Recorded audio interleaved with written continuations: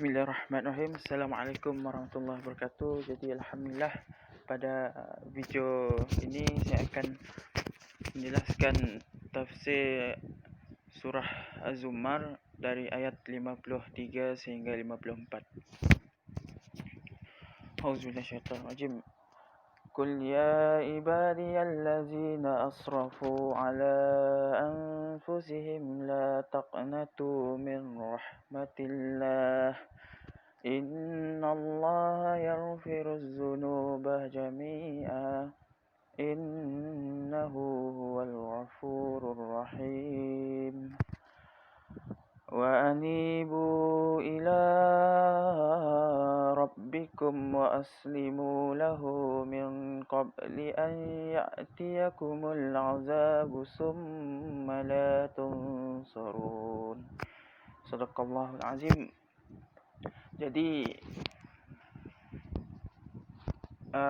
terjemahan ayat 53, katakanlah wahai hamba-hambaku yang telah melampaui batas atas diri mereka, janganlah kamu putus dari rahmat Allah. Sesungguhnya Dia adalah Maha Pengampun, Maha Penyayang. Jadi tafsir yang saya akan guna pada video kali ini adalah tafsir yang saya ambil dari tafsir Al-Azhar.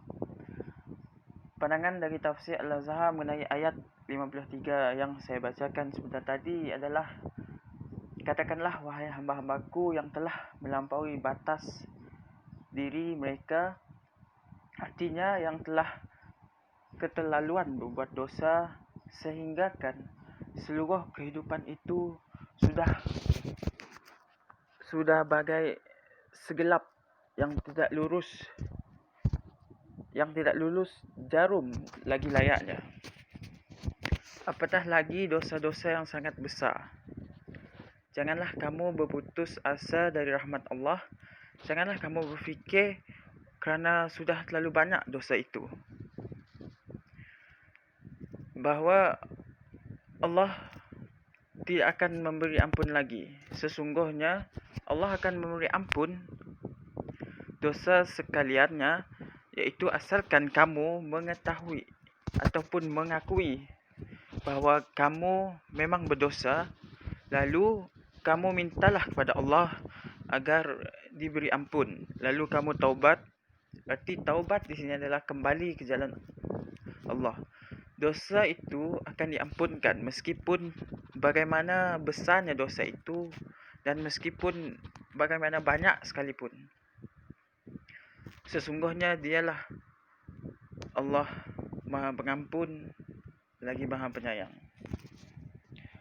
Di ayat ini kita bertemu bagaimana luasnya rahmat ilahi, sehingga bagaimanapun besarnya dosa dan maksiat, dia adalah laksana sebutir pasir yang habis dihembus oleh makrifat Tuhan. Ayat ini adalah panggilan untuk kita pulang, panggilan untuk orang yang telah terkapai-kapai dalam perjalanan yang sudah kehilangan arah. Tidak tahu entah ke mana, sehingga tidak tahu lagi jalan mana yang harus dan akan ditempuhi. Tambah lama, tambah gelap, sehingga tidak tahu jalan mana yang akan dia lalui. Sampai urutan jalan pun telah hilang.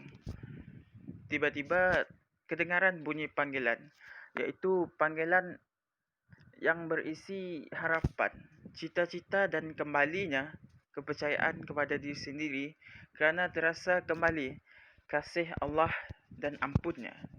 Inilah kasih yang tidak terbatas dari Tuhan kepada hamba.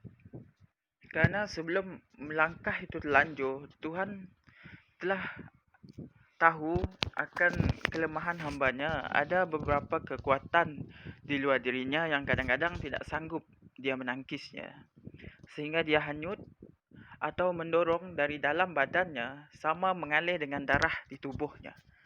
Yang lain luar ialah kekuatan syaitan kekuatan banjir masyarakat yang tidak terhalang, yang dari dalam ialah hawa nafsu sendiri.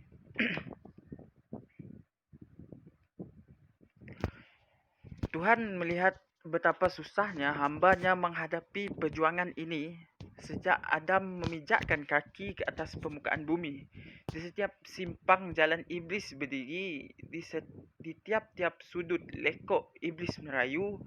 Kadang-kadang musuh besar itu menyerang, menyerbu dengan tenteranya yang berkuda kencang, dan kadang-kadang dengan tentera berjalan kaki.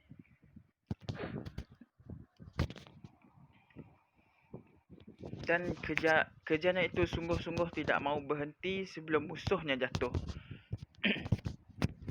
Dan dia pun tahu di mana rahsia kelemahan-kelemahan si manusia.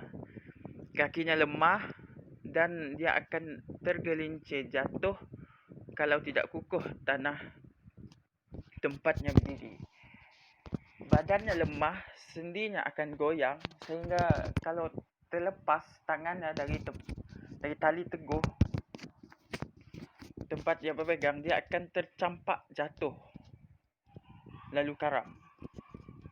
Dia mempunyai dua syahwat untuk menjaga hidupnya, iaitu syahwat perutnya untuk tidak mempunyai keseimbangan hidup lagi. Kedua, syahwat itu akan menjatuhkan martabat insani yang ada padanya ke bawah derajat haiwan.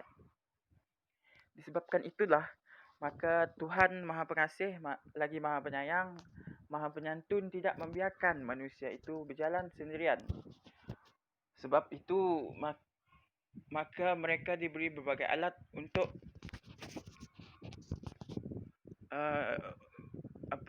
untuk diberikan dua alat petunjuk agama yang dibawakan nabi-nabi dan rasul. Masihlah Allah memberi kesempatan untuk ke pangkal jalan. Jika dia terlangkah keluar garis, masih diberi kesempatan untuk kembali pulang. Jika mereka terlanjur, masih terbuka jalan untuk bertaubat. Maka disebutlah dalam sebuah hadis yang dirawikan oleh Al-Imam Ahmad dari seorang sahabat Rasulullah yang bernama Amir bin Anbasah, bahawa pernahlah seorang tua datang menghadap Rasulullah SAW, berjalan perlahan-lahan di atas tongkatnya lalu bertanya, "Banyaklah pelanggaran telah aku lakukan, banyaklah kederhakaan telah aku buat. Masihkah aku akan diampuni?" Maka berkata Rasulullah, "Bukankah engkau telah mengucapkan bahawa tidak ada Tuhan selain Allah?" Orang tua itu menjawab, "Memang telah aku lakukan. Bahkan aku ikuti dengan pengakuan bahawa engkau adalah utusan Allah." Maka bersabdalah Rasulullah, "Sungguh telah diampuni Allah bagi engkau pelanggaran dan kederhakaan engkau itu."